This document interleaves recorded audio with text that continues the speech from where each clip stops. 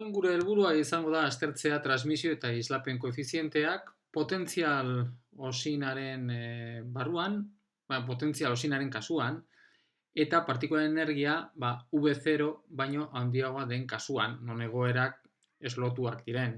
Egoera lotuak ditugunean, hau da energia V0 baino txikiagoa denean, horren ez dauka zentzurik islapen koefizientea eta transmisio koefizientea definitzea, ze kasu horretan, egoerak daude, potentzia osin barruan daude lotuta, eta ezin dugu esan partikula eskerretik datorrela, eta eskuin aldera pasatzen direnak zeintzuk diren, kasu horretan ez daukago inolako zentzurik horrelako galdera egitea, izatez, kasu horretan daukagun uhin funtzioak errealak dira, eta korronte dentsitatea nuloa da leku guztietan. Orduan, ez dago dentsitate korronterik eta islapen koefizientea, transmisio koefizientea definitzeko aukerarik. Baina, energia V0 baino handia den kasuan, bai.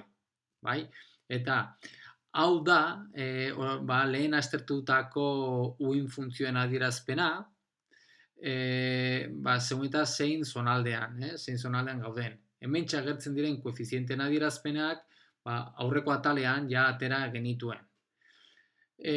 Orduan, gure helburua izango da, azken finean, aztertzea zeintzuk diren daukagun korronte dentsitatea eta horrekin definitu transmisio koefiziente eta islapen koefiziente. Izatez, ja ezagutzen duzuenez, bakarrik bat aztertuko dugu. R bat izan behar denez, sentatuko gara transmisio koefizientean eta gero ja zuzenean hortik islapen koefizientea atera dezakegu. Halako uhin funtzio bat daukagunean, aurreko ataltxoan esan genuen bezala, uhin funtzioa bera irudikaria da, beraz uhin funtzioen irudia egitea, ez dauka zentzu handirik, ze alde batet izate irreala, gero esate irudikaria baita irudikatu behar dugu, baina igual pixka bat gehiago izan daiteke dentsitate probabilitatea, hau da, modularen karratua irudikatzea. Eta horren irudia egiten badugu, gutxi gora berako irudiak, segun eta zeintzuk diren karen balioak horrelakoak ere baita aldatuko dira A, B eta alako koefizienteak, eta uhin funtzioa aldatuko da, ez? Baina alako posibilitate bat, horren irudi, behintzat azterpen kualitatibo bat, horren ideia izan dezagun, dentsitate probabilitateen irudia alako gauza bat izango denuken. Kontuan izan, positibo izan behar dela, gainera ostilakorra dugula, beraz, olako gauza bat izango dugu. Markatu pixko bat handiago egingo dugu, ze bestela geratu gara. Lehenengo eta ostilakorra da. Baina zein lekutan daukagu ostilazio horren uhin luzera handiagoa. Zein lekutan handiagoa izango dugu. Zein dugu K handiagoa. K2 ala K3. K2 da handiagoa. Hau da K2-en definizioa. K2 argitarra ikusten denez, K2 K3 baina handiagoa da. Beraz, K2-renekin lotutako uhin luzera txikiagoa da. Beraz, hemen potentzial osinen barruan dauzkagun oszilazioek uhin luzerak txikiagoak izango ditugu. Eta kanpoan handiagoak. Ea ondo egiten dugun irudia.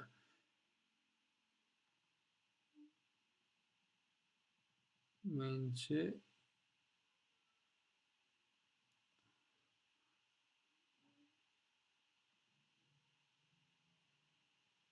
Markatu hemen barruan, jarri behar dugu. Kontuan izan baita, hementxe, oszilazioak txikiagoak jarri behar ditugu hemen, baita normalean barneko amplitudea ere txikiago izango dugu.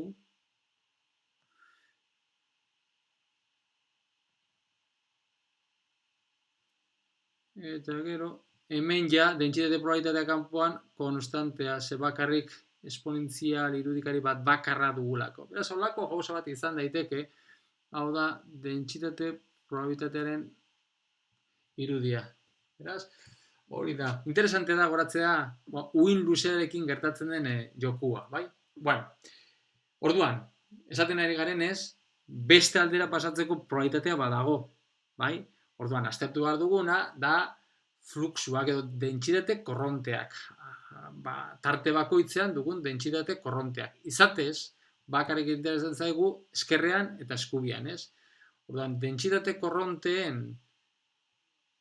adierazpenak dentsitate korrontearen adierazpenak zuzenean atera ditzakegu, da haren modularen karratua, bider horri dagokion abiadura, abiadura berriro, esaten dute komien artean, ezin dugu esan hau partikulen abiadura denik, ez horrelakorik, ez? Ze hau bakarra izango balitz, ekarpen hause bakarrik, winlow bat bakarra izango bagenu, orduan bai, momentu lineala erabat zehaztua izango genuken, baina beste nahaztura daukagunez, momentu lineala hemen ez dago zehaztuta, eta horrekin batera abiadura, ez?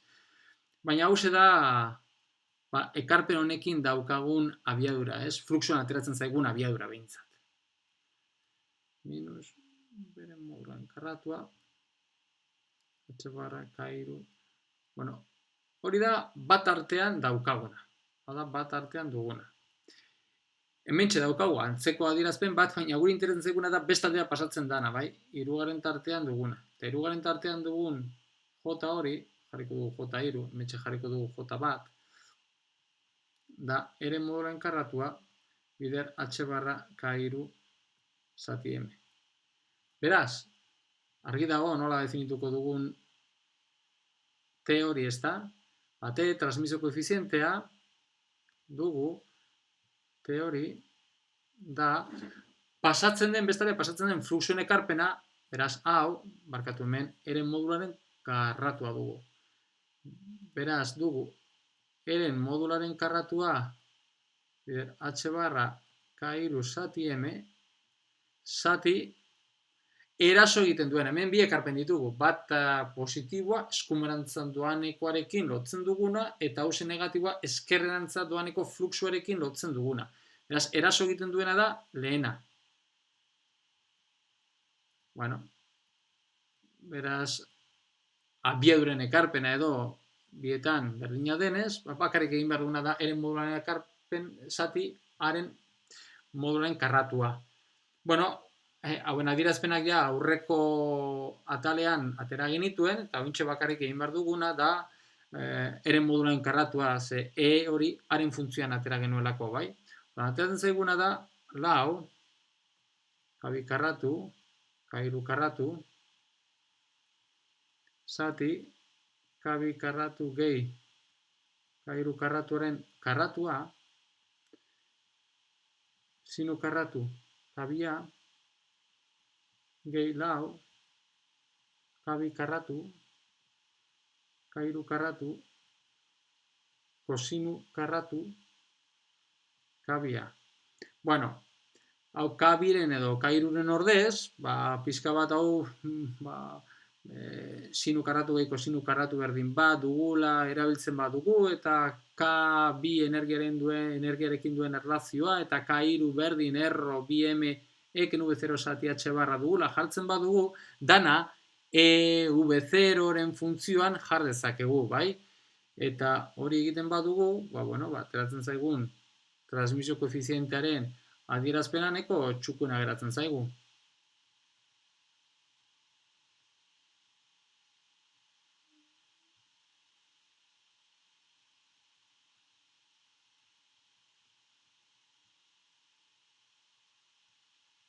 Karratu gehi, sinu karratu, kabia. Mentxa gertzen den sinu karratu kabi hori.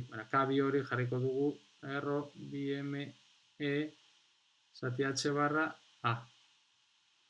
Hau da, transmisio koefizienteen adierazpena. Ze ikusten dugu hemen?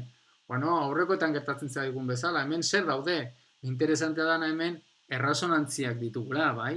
Hau da, badaude energien balio batzuetarako, hau da, K2 bidera edo beste batean esan da, energien funtzioan jartzen badugu erro 2m zati h barra a berdin n pi biren berdina denean, orduan, balio hauetan, transmisio koefizientea bat balio du. Benetan, harritzekoa berriro ere, horri nola ditzen diogu erresonantzia, ez da? Erresonantziak. Orduan, hemen ere, erresonantziak agertzen zaizkigu. Erresonantziak eta energien balio hauetarako agertzen da, hemetik zuzenean nola ez. Askatu dezakegu erresonantzien energien balioak zeintzuk diren, h barra karratu, pi karratu, n karratu, zati, bi, m akarratu. Uste dut ezagunak egiten zaizkizuela balio hauek, ez? Ez dakit kasualitatea izango den, edo adierazpen hauek potentzia osin infinituan agertzen ziren ere. Justu, energien balioa potentzial osin infinitua, hemen ez daukagu potentzial osin infinitua, baina balio horiek agertzen dira, non balioetarako probabilitate bat dugu partikula bestaldera joateko. Oso, nahiko bitxia. Hau da, klasikoki beti da bat, beti pasatzen da bestaldera, baina kuantikoki hori egian izan daiteke baita harritzekoa, ez pasatzea bestaldera probabilitatea baterekin, baizik errebotatu egiten du eta baita islapen probabilitate bat dagoela. Agian hori da harritzekoa. Baina, alta guztiz ere, baude, energia batzuetarako, resonantzia energiak direnak, non balio horietarako, probabilitatea bat dugun, klasikoki gertatzen den bezala, ez? Eta, horren irudi bat, edo grafiko kualitatiboa bada ere, grafiko kualitatiboa transmisio koefizientearen grafiko egiten badugu, irudikatzen badugu transmisio koefizientea, energiaren funtzioan irudikatzen badugu, orduan, lehenengo eta behin, hemen badago energiaren daukagu balio bat, V0, goian daukagun adierazpen hause,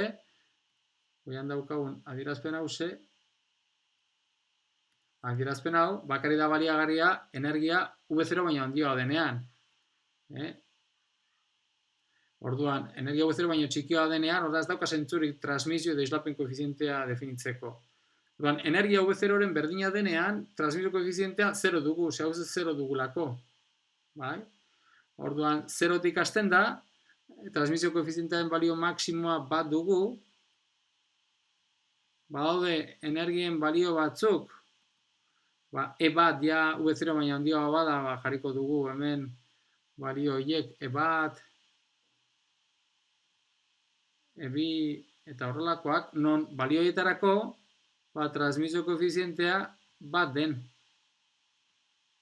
Eta beste balio batzuetarako, hementxe sinua egingo zaigu 0. Eta egingo zaigu bat. Eta kasu horretan, izango dugu honen balio minimoa, ez? Orduan, transmisio koefizientearen irudia halako gauza bat izatea espero dugu. 0-tik hasiko da handiagotzen, 0 izan arte, gero izango dugu minimo bat, gero berriro maksimoa bat, gero minimoa, minimo hori gero eta txikiagoa izango dugu, eta horrela izango dugu transmisio koefizientearen irudia, ez? Klasikoki badakigu, espero genezake, hori izango litzateke, klasiko ez kuantikoki ez gorrian, emaitza kuantikoa dugu. Kuantikoa. Eta egiten badugu, berdean adibidez, emaitza klasikoa bat izango denuken, justu energia V0 baina handiago deneko emaitza klasikoa, bat izango denuken. Hau izango ditzateke emaitza klasikoa. Beraz, hemen ere, daukagu erresonantziak, eta, emaitza interesantea ere, nolabait.